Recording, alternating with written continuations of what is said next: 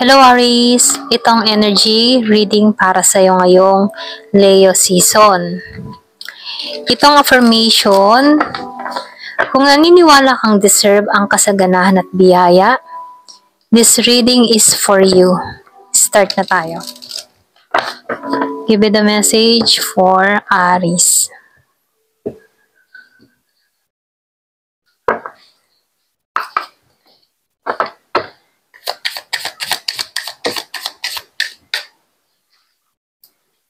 So, tanong natin may big break ka ba sa career o pangarap mo? Tingnan natin. Wow, yes. So, positive. Yung iba naman sa inyo, nakikitaan ko dito, magbubukasan yung oportunidad. Ito yung bagong simula sa pag-angat mo, okay? Lalong-lalo na sa kita. Kung umaasam ka ng malaking kita, meron ako nakikitang pagbabago na mangyayari sa'yo. So, hindi sayang lahat ng mga pinagpaguran mo kung bagong trabaho to, yung apply mo, hindi sayang yan. Kumbaga, dito na ibubuo sa iyo yung biyaya, okay? So, nakikitaan ko din dito, yung iba sa inyo, magiging kang very busy sa susunod na buwan, okay? Excuse me. Nakikitaan ko dito na maraming trabaho ang nakalaan sa'yo.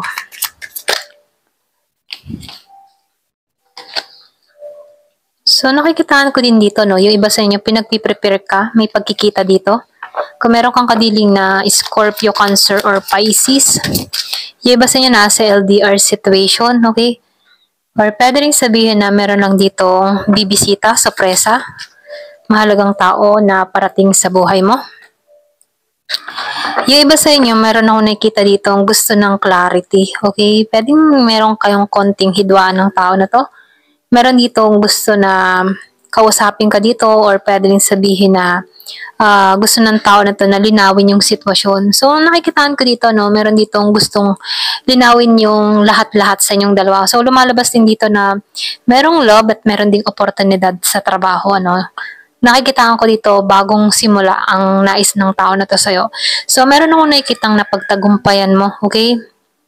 Yung iba naman sa inyo, meron ako nakikitang gagawin ka or pwede rin sabihin, meron kang mga plano at hikain na gusto mong umpisahan, Meron ako nakikitang recognition na mangyayari sa'yo, okay? Kung meron pagkilala, or pwede rin mapapansin ka ng tao, or pwede rin kapuna-puna ka, okay? Kumbaga, pwedeng kakaiba ka, okay? Ito lang nafe-feel ko. Give me the message.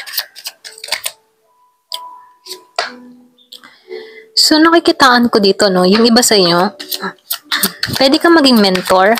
Kumbaga, marami kang experience sa buhay or pwede rin sabihin meron ditong papasok sa'yo na kung saan, makakatulong sa sitwasyon mo, okay? Kumbaga, pwedeng meron ditong i-offer sa'yo or pwede rin meron ditong gustong sumosyo sa'yo na kung saan, matuturoan ka dito kung paano yung mga diskarte at paglago. Lalo-lalo na kung ikaw ay nagsisimula pa lang sa business. Kung ikaw ay may balak sa business, meron akong nakikitang collaboration or pwede rin sabihin na meron ditong gustong matulungan ka sa sitwasyon na kinakaharap mo. Kumaga itong tao na to magaling tong humawak ng pera. Kumaga nafe-feel ko dito businessman, businesswoman, gusto makipag-cooperate sa'yo, ayan. So, hatid ng tao na to, nakikita ko dito stability pagdating sa kaperahan.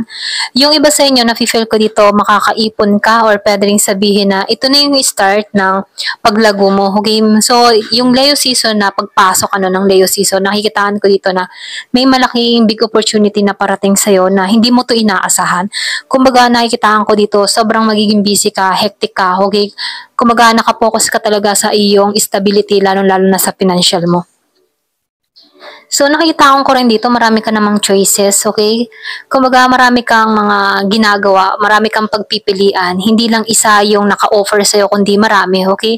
So, nasa sa'yo kung alin dito yung pagpupukusan mo. Pero ganun pa man, nakikita ko dito, marami kang mga ginagawa, okay?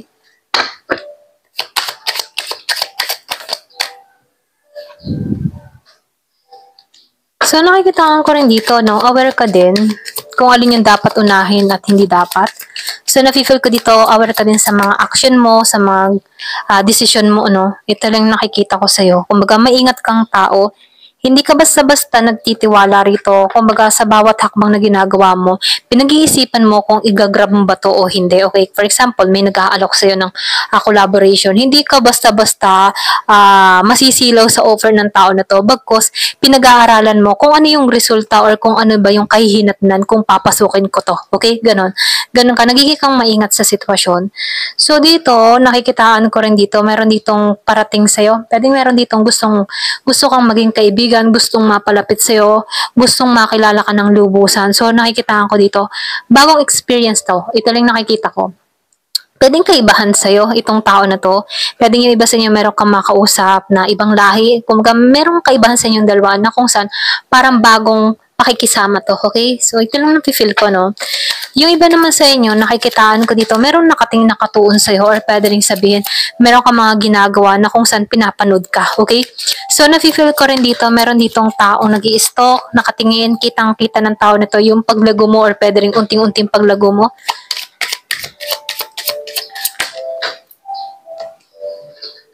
So, nakikitaan ko rin dito, no? Yung kasi meron kang kaaway or pwede rin meron kang kakumpetensya, lalo-lalo na sa larangan ng trabahong ginagawa mo, no? Kumbaga, marami ka dito na kalaban, okay?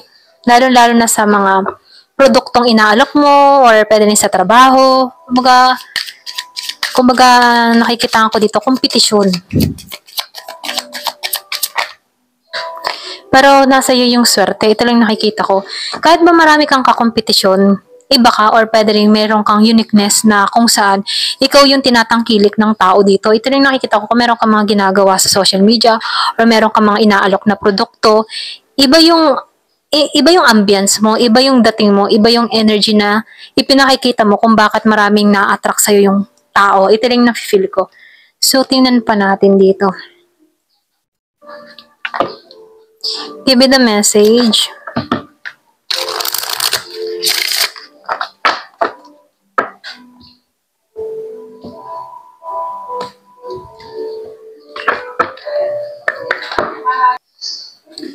Give me the message.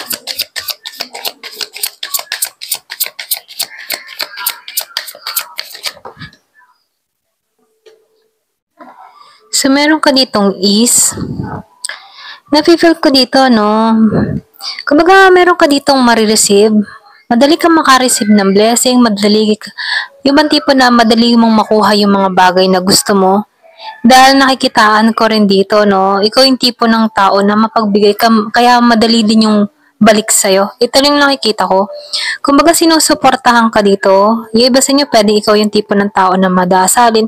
Kaya binibless ka dito. Ito lang nakikita ko. Nafe-feel ko dito, meron ditong dadaloy ang biyaya. Okay? May biyayang parating sa'yo, hindi mo inaasahan. Ito na yung simula ng pagdaloy sa buhay mo. Okay? So, merong awakening dito. So, nakikitaan ko dito talagang mapagdasal ka, no? Kumbaga, bukas ang isipan mo, lalo-lalo na sa spiritual. Nakikitaan ko dito yung meron ditong tao na malakas yung faith, malakas yung pananampalataya, pananalig niya. Nagiging aware siya sa mga kinikilos or sa action niya dito, no? So, nakikitaan ko dito na marami din tong mga pinagdaanan sa buhay. Pero ganun pa man, sinusunod ng tao nito yung instinct niya at yung common sense niya bago siya kumilos o bago siya gumawa ng hakbang dito. Okay? So, lumabas nga tong intuition, ano? So, nakikita ko dito malakas ang iyong kutob, malakas yung iyong instinct, ano? Kumbaga, pag may mga pagpapasya kang ginagawa, meron kang sinusunod sa sarili mo. Pwedeng sabihin merong inner voice or pwede rin sabihin merong gumagabay sa'yo, lalo-lalo sa mga pagpapasyang ginagawa mo. Okay? So, nakikita ko dito yung pag-iingat sa'yo, hindi ka pinababayaan, lalo-lalo na sa mga diskarte mo or lalo-lalo sa mga gagawin mo, okay, sa mga proyekto. So, nakikita ko dito, maging sa mga decision mo. So, nafe-feel ko dito na bukas yung puso mo din sa pagtulong sa kapwa mo, okay?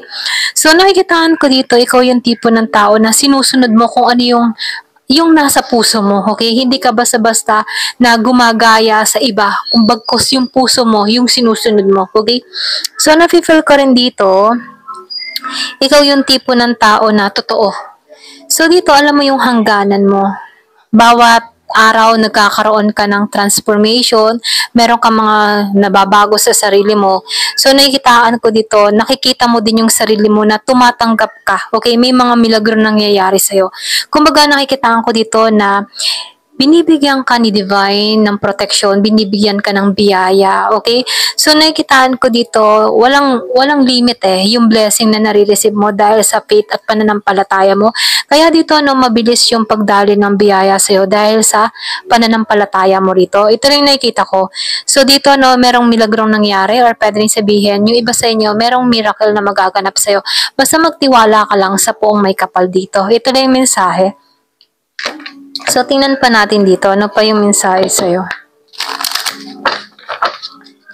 Give me the message.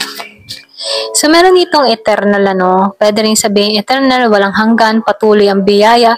The more na nagiging ka ding mabuti sa kapwa, the more din yung balik sa'yo. Okay? Kaya dito, madali para sa'yo ang magkaroon ng, yung bati mong madali para sa'yo ang makatanggap. Kasi, ikaw, nakikitaan ko dito na ikaw yung tipo ng tao na hindi ka madamot, okay? Sinishare mo hanggat kaya mo makashare, hanggat kaya mo makatulong. Talagang andyan ka, okay? Give me the message. So, meron travel. Yung iba sa inyo, pwedeng may bala ka mag-travel. Meron ako nakikitang biglaan travel or pwedeng umaasam ka na mag-travel. So, meron ditong travel na parating sa'yo. So, passion, ito yung nais mo yung pwedeng andun yung passion mo, yung punta-punta sa iba't ibang lugar or pwede ito yung ninanais mo, pinapangarap mo, makarating sa iba't ibang lugar, andun yung passion mo, andun yung pagnanais, ay, andun yung kagustuhan mo, okay? So, nakikitaan ko rin dito, ikaw yung tipo ng tao na once na may ginusto, ginagawa mo talaga. Blessing. So, nakikitaan ko dito, bibiyayaan ka. Andyan na yung biyaya patungo na sa'yo, okay? So, lumalabas dito, malaki ang makakamtan mo, okay? Meron ditong big break na parating sa'yo, okay? Ito lang yung mensahe. Ayan. Thank you for watching. Love and peace.